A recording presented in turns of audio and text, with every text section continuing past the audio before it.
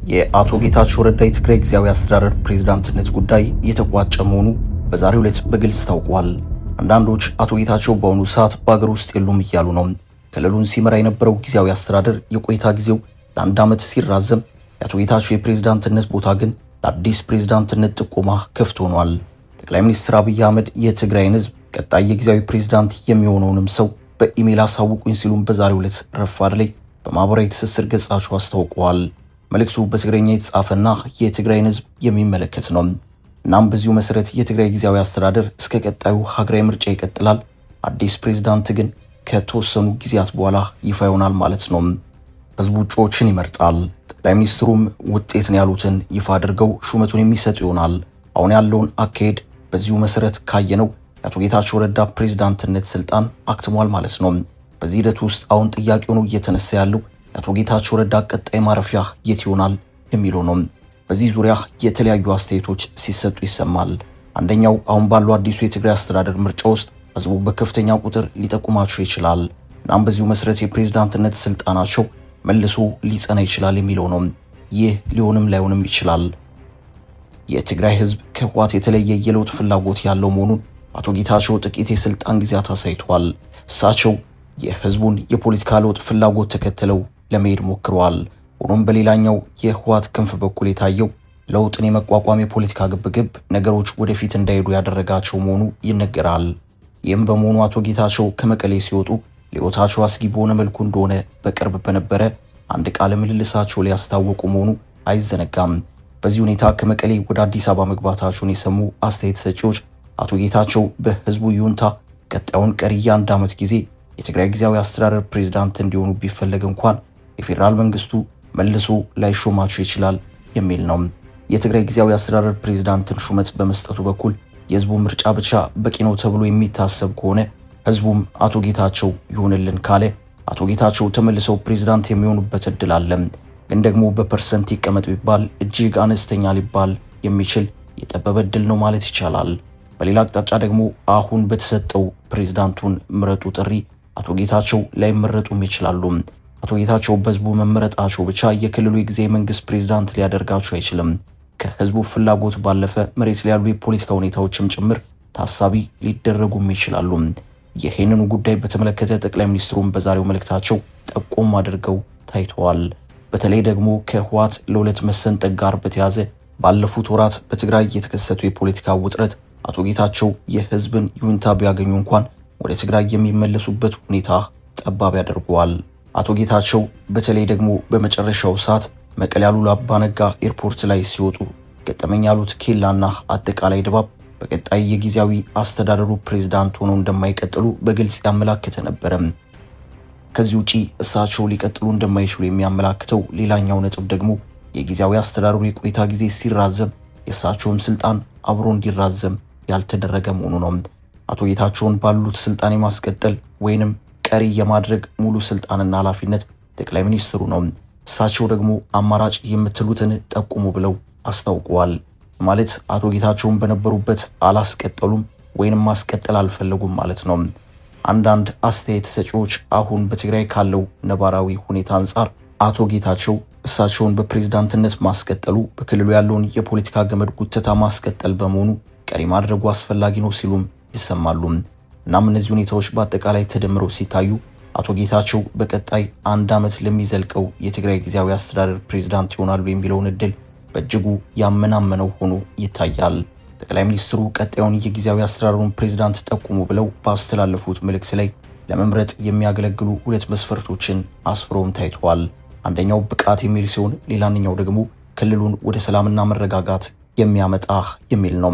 መላው የትግራይ ህዝብ የጊዜያዊ አስተዳደሩን ስራዎች በብቃት ሊፈጽሙ ይችላሉ፣ እንዲሁም የክልሉን ሰላምና ደህንነት ሊያረጋግጡ ይችላሉ የሚሉትን እጩ በጠቅላይ ሚኒስትር ቢሮ ኢሜል አድራሻ ከዛሬ ጀምራችሁ ጠቁሙ የሚል ሐሳብ ተካቷል። አቶ ጌታቸውን ሲከሱ የነበሩ ሰዎች እሳቸውን ሲከሱባቸው ከነበሩት ነጥቦች መካከልም አንደኛው ስራቸውን በብቃት አልተወጡም የሚለው ይገኝበታል።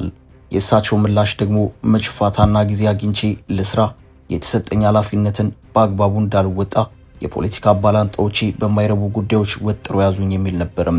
ሌላኛው በጠቅላይ ሚኒስትሩ መልእክት ላይ የተቀመጠው የፕሬዝዳንቱ የጥቆማ መመዘኛ የክልሉን ሰላምና መረጋጋት ማረጋገጥ የሚችል ነው የሚል ነው። አቶ ጌታቸውና የነደብረጽዮን ህወሓት ከተለያዩበት ጊዜ ጀምሮ ክልሉ ውጥረት ውስጥ ቆይቷል። የአቶ ጌታቸውን ከትግራይ መውጣት ተከትሎ የነደብረጽዮን ቡድን የቁጥጥር ስልጣኑን እያጠናከረ ይገኛል። አሁን ባለው ሁኔታ እሳቸው ቢመለሱ የቀደመው ውጥረት አይቀጥልም ብሎ መናገር አይቻልም። ከዚህ አንጻር አቶ ጌታቸው ሁለተኛውን የጠቅላይ ሚኒስትሩን የፕሬዝዳንት ጥቆማ መመዘኛ ያልፋሉ ተብሎ አይጠበቅም። የካልሆነ በቀጣይ የአቶ ጌታቸው ማረፊያ የት ሊሆን ይችላል የሚለው ጥያቄ አንደኛው ነጥብ ትግራይ ላይ ትኩረቱን ያደረገ ፓርቲ አቋቁመው ህወሓትን ሊታገሉ ይችላሉ የሚለው ነው። አቶ ጌታቸው ከህወሓት ውጪ የፖለቲካ ፓርቲ አቋቁመው ፓርቲውን የመታገል እቅድ ያላቸው መሆኑም ተጠይቀው ነበረም። ከህወሓት አመራሮች አካሄድ ውጪ ለፓርቲ ያላቸው አተያይ ከፍ ያለ መሆኑን ሲናገሩ ተደምጠዋል። ትግራይ እያሉ ከህወሓት ጓዶቻቸው ጋር የነበራቸው ልዩነት አዲስ የህወሓት ባላንጣ የሆነ ፓርቲ ሊያስመሰርታቸው ሆኖም አልታየም። ከፊል ህወሓትን አጽንተው ወደ ራሳቸው የመጠቅለል ፍላጎትም ታይተውባቸው ነበርም። እናም አቶ ጌታቸው ፓርቲ ቢያቋቁሙ ከህወሓት ምን የተለየ አዲስ ነገርን ይዞ ሊመጣ ይችላል የሚለው ነው ጥያቄው።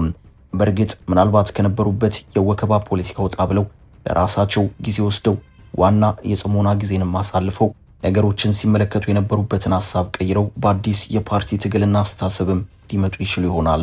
ከዚህ ውጪ ግን አቶ ጌታቸው በፓርቲ መልኩ ተደራጅተው ይሁን ወይንም በሌላ መልኩ ግልጽ ባይሆንም እነዚህን ሰዎች እስከ መጨረሻው እታገላቸዋለሁ በማለት ከሳምንታት በፊት አዲስ አበባ ሸራተን ሆቴል ላይ መግለጫ የሰጡ መሆኑ የሚታወስ ነው። ከዚህ አንጻር ሲታይ አቶ ጌታቸው በፖለቲካ ሜዳው የሚቀጥሉ ሆኖም ይታያል። ከዚህ ውጪ ያለው የአቶ ጌታቸው ሶስተኛው ምዕራፍ ሊሆን የሚችለው በፌዴራሉ መንግስት የስልጣን ወይንም አንድ የኃላፊነት ቦታ ውስጥ መካተት ነው።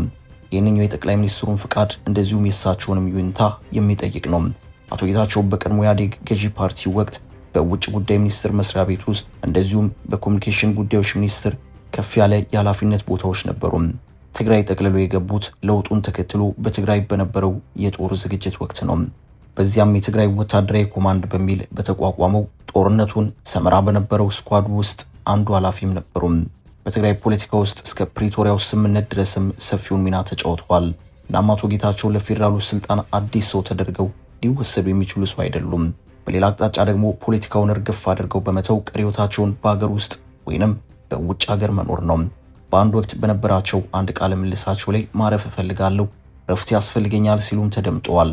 እናም ነገሮችን ከውስጥ ሳይሆን ከውጭ ሆኖ ለመመልከትና ጥቂት ረፍትን ለመውሰድ አቶ ጌታቸው ገለል ሊሉ የሚችሉ ይሆናል። በዚህ ዙሪያ ያለው ሁኔታ ግልጽና የተብራራ ባይሆንም በውጭ ሀገራት የጤና ክትትል የሚያደርጉ መሆኑም ሲነገር ቆይቷል። ከዚሁ ጋር በተያዘም እሳቸውም ቢሆኑ በአንድ ወቅት ሲናገሩም ተደምጠዋል። ቀጣዩ ሀገር አቀፍ ምርጫ የሚካሄደው በ2018 መጨረሻ ላይ ነው። ይህ ማለት ምርጫው የቀሩት ጊዜያት ከአንድ ዓመት ብዙም የዘለለ አይደለም ማለት ነው። የትግራይ ጊዜያዊ አስተዳደርም ይቆያል የተባለው እስከዚሁ ሀገር አቀፍ ምርጫ ድረስ ነው። ይህ ቢሆንም አሁን ያለው የትግራይ ጊዜያዊ አስተዳደር የተወሰኑ ለውጦች የሚደረጉበት መሆኑም ተጠቁመዋል። ጠቅላይ ሚኒስትሩ ሰሞኑን በፓርላማው በነበራቸው ማብራሪያ ላይ በክልሉ ከሚንቀሳቀሱ የተለያዩ ፓርቲዎች ጋር ንግግር እየተደረገ መሆኑን ጠቅሰው በዚህ መሰረት አስፈላጊው የህግ ማሻሻያ ተደርጎ ጊዜያዊ አስተዳደሩ ለሚቀጥለው አንድ ዓመት ይቀጥላል ሲሉም ነበር የተናገሩትም። የቀድሞ ጊዜያዊ አስተዳደር በክልሉ የሚንቀሳቀሱትን የፖለቲካ ፓርቲዎች አቅፎ የያዘበት ሁኔታ አልታየም። ገዢው ፓርቲ ብልጽግና በጊዜያዊ አስተዳደር ውስጥ ድርሻ ይኖረዋል ቢባልም እናንተው ተወጡት ብሎ ቀሪ ያደረገው መሆኑ አይዘነጋም።